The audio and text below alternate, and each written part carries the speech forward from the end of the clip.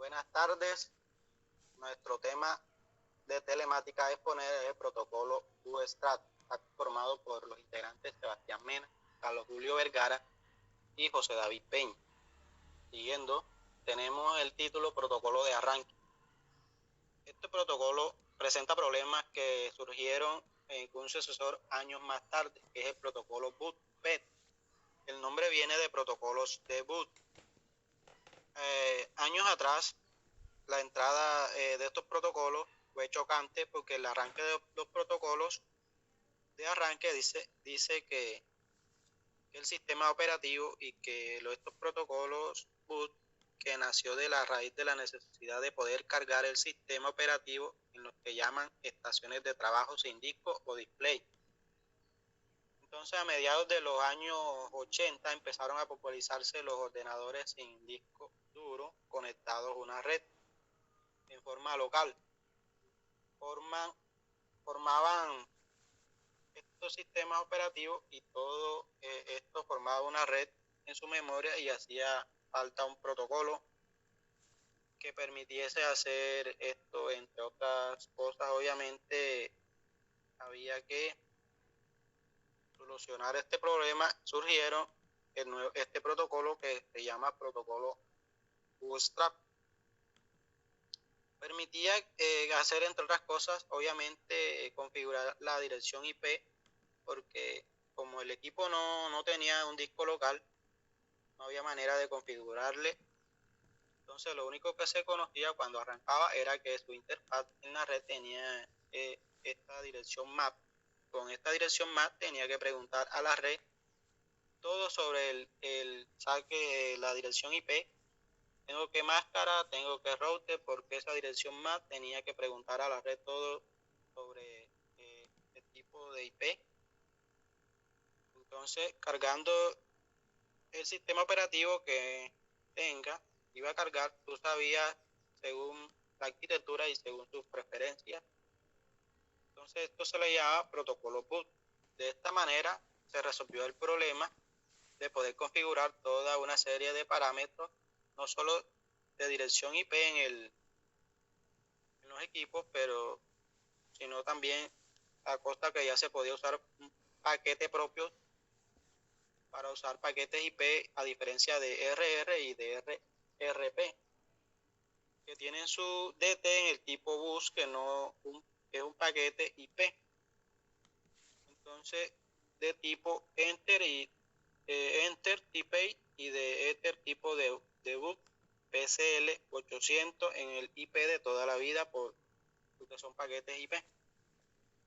Y además, dentro de la IP, que son unos paquetes que hemos visto en los protocolos de nivel de transporte PP,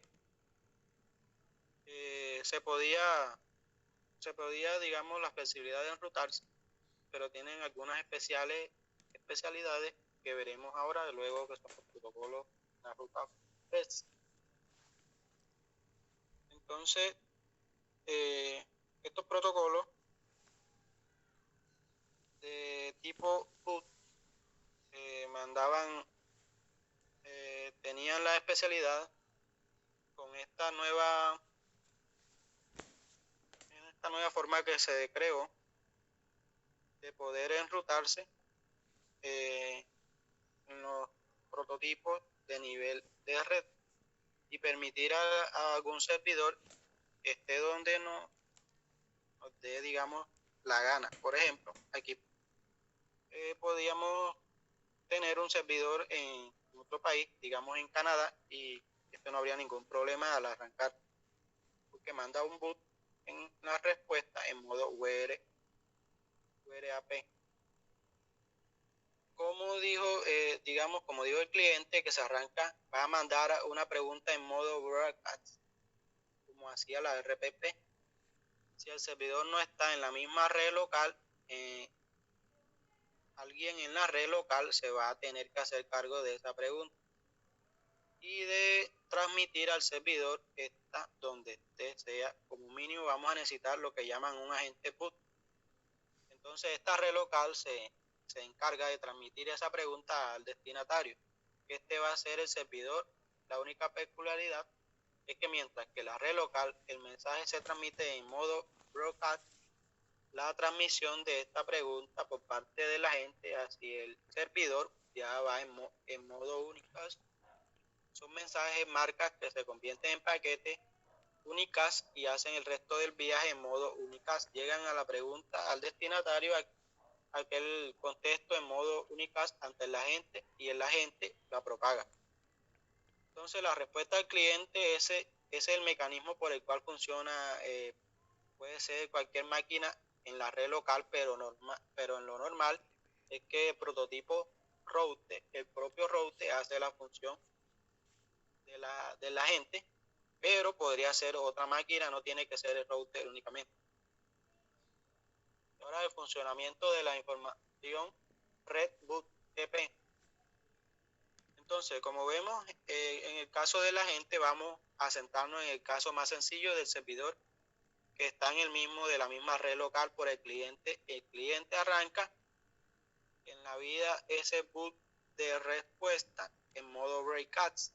Como estamos hablando de un paquete IP, la dirección del destinatario será 255.4, digamos 255, 255, 255, 255 4 veces. Como la IP de destinatario, pero no hay una IP de origen, y aquí entonces tenemos el dilema que si la IP de origen todavía se sabe quién es el destinatario. Entonces pregunta, pero ¿cuál es mi IP del origen? Pongo este caso, entonces la IP sería todo cero. En una de estas direcciones reservadas significa especialmente precisamente que esta situación tiene que poner la IP del origen y no sabe cuál es. Entonces, ocurre en el momento de arrancar la configuración de por bus o PO por DSCP es igual a que todo esto que vamos a describir en boot es exactamente aplicable a DSHCP. Entonces, el mensaje eventualmente llega al destinatario, que es el servidor web, como hemos puesto en el ejemplo, de una red local, y al CAS que va a llegar a él.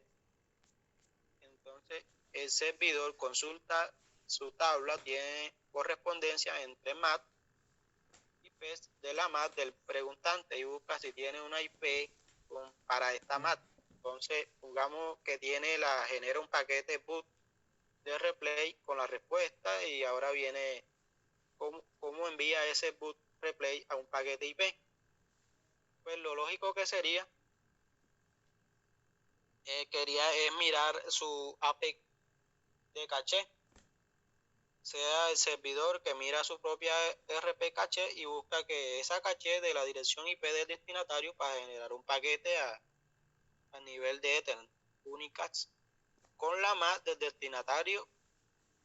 Pero claro, el destinatario es una máquina que se supone que está arrancando obviamente, y no va a haber una entrada de la RP del caché, por lo que nadie le ha mandado nada todavía. Pues antes el servidor boot tendrá que mandar la respuesta a esa máquina por modo broadcast. Porque hay una entrada de la RP del caché, y la única manera de comunicarse con él es diciendo al bot de llamado. Y en la alternancia, entonces el servidor le dice al boot, que en este caso es el servidor de la RP del caché directamente, el proceso que añada a este cliente nuevo para acabar de preguntar. Entonces, de esta manera, al contestar el modo unicast, ahora bien hemos establecido la regla, que el proceso tiene ya ahora más privilegios porque puede actualizar la RP del caché, y el proceso RPP es el proceso que en otros distintos dispositivos, digamos, depende del sistema operativo, lo que nos permite, digamos, ese atajo o esa trampa en que el boot actualice por la puerta de atrás de la RP el caché, y esa entrada corresponde a contestar en modo unicast y que permita estos casos. Entonces, la posibilidad de que el modo broadcast evidentemente no falle, o por ejemplo, es que él conteste en modo unicast, y este es más eficiente porque no molesta a todos los demás ordenadores de la misma red local. Como esta información no les importa, digamos, a los demás ordenadores, entonces al escuchar esta respuesta, todos van a tener ese contenido para probar que no es para ellos.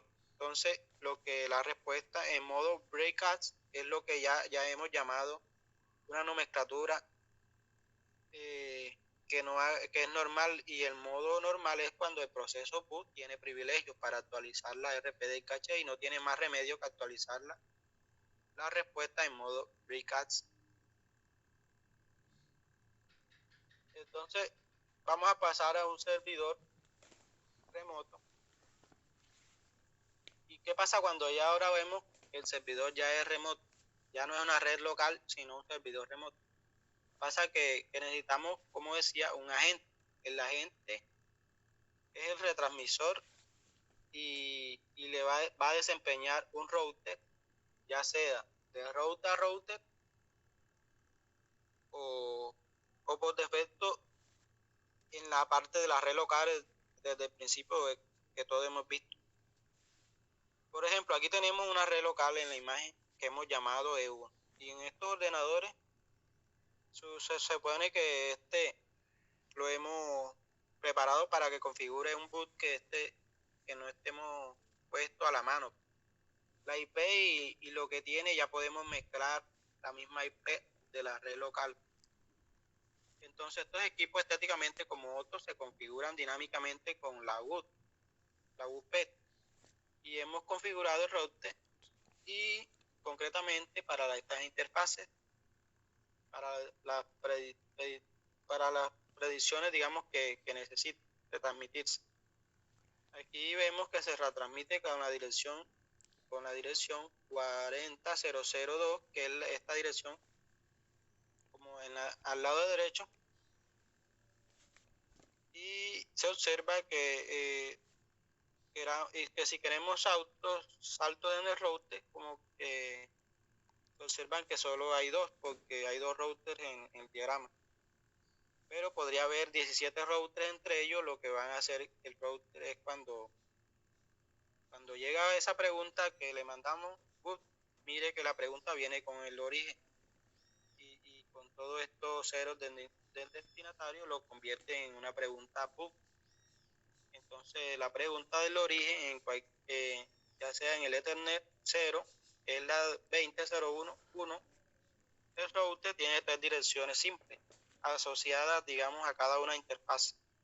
Entonces las direcciones del Ethernet 0, completamente del destinatario, que hemos dicho, viene con la configuración 40002, que es la máquina que nuestro servidor BootTP, supuestamente el administrador de esta red sabe que así es, ha introducido un boot en la dirección MAC y corresponde a la 20.0.0.5. De esta manera el servidor ya sabe la información que genera un router.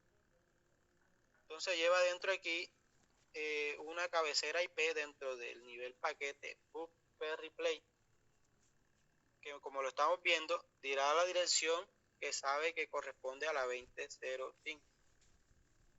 Entonces el mensaje que ha vuelto ya amarillo en modo unicast, sea tanto de la ID, y da origen a la forma de router que se ha encargado de hacer una especie de traducción de las direcciones de origen al destinatario, digamos, boot request. Y ahora hará lo mismo con el boot del replay, lo que retransmitirá a la red local, digamos, el mensaje con la dirección IP 40002. Entonces el destino de la dirección broadcast, si no tiene la capacidad de actualizarse en la RPD en caché, la dirección de destinatario sí que la tiene, entonces aplica lo mismo. Y cuando el agente actualice lo mismo, pues el router habrá sido, depende de la actualización del RP, Entonces esto lo único que hace discretamente es no molestar a los demás dispositivos que están conectados a la red y digamos que le envíe un mensaje, digamos, de oído a oído, sin molestar a los demás. Bueno, los parámetros para suministrar los bots está la dirección del IP del cliente, la máscara de su red, direcciones IP de router, servidor de los nombres, los servidores de impresión LPR y los servidores del tiempo. Nombre y ubicación del fichero que debe usarse para hacer el bot. Cualquier otro que se requiera gracias a su mecanismo que permite añadir opciones de fábrica. Identificador de transacción. El bloque siguiente contiene un identificador de transacción al azar de 32 bits de largo, generada por el cliente, que también se utiliza en las respuestas del servidor.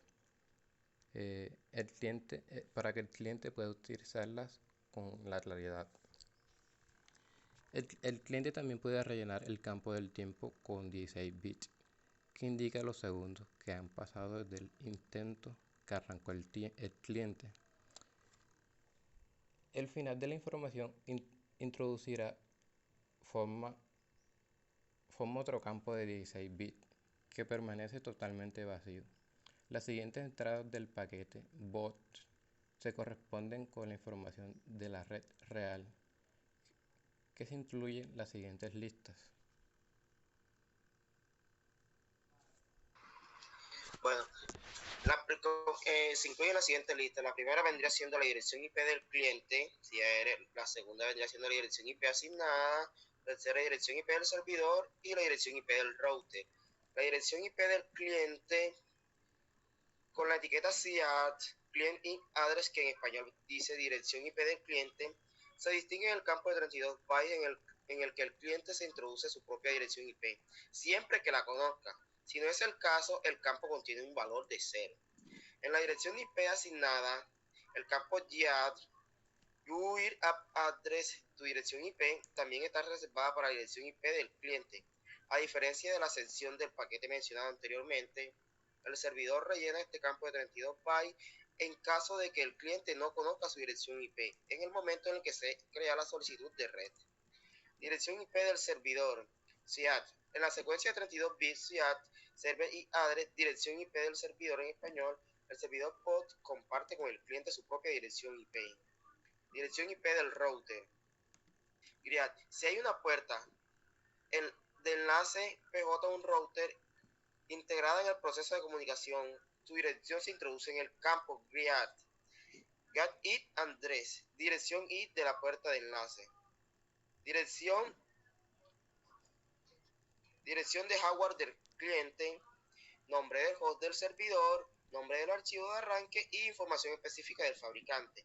En la dirección de hardware del cliente tenemos que la dirección de hardware de 128 bits es uno de los datos obligatorios del cliente durante el intercambio de mensajes. Sin estas direcciones MAC, el servidor no puede asignar la dirección correcta ni el parámetro de red correspondiente. Nombre de host del servidor, SNAME. Opcionalmente, el servidor también puede especificar la respuesta del bot en su nombre de equipo. Para ello, está disponible un campo hasta de 512 bits, en el que pueden introducir una cadena de caracteres terminadas en 0. El 0 indica el final de la cadena. Nombre del archivo de arranque, file. Opcionalmente también se puede especificar un archivo de arranque específico que el cliente necesitará para iniciar el sistema operativo en el terminal o la estación de trabajo. Este campo también proporciona una cadena de caracteres terminadas en 0, que en este caso reproduce la ruta completa del directorio del archivo. La secuencia de caracteres puede tener hasta 1024 bits de largo. En la petición del cliente aparece o bien el valor de 0 o un nombre genérico. Información específica del fabricante. Ven, la información específica del fabricante que no está cubierta por el protocolo marca el final del mensaje. Se puede tratar, por ejemplo, de información sobre tipos o números de serie de hardware, además de datos informativos de 512 bits. Se puede reservar para un tercer proceso de arranque o proceso operativo. Como vemos muy bien, aquí tenemos una captura de un bot, donde nos está especificando el envío de broadcast, que es el modo normal, que está señalado hacia arriba con la primera flecha, donde nos señala el IP del cliente, el MAC del cliente en el paquete y la opción de configuraciones adicional. Muchas gracias.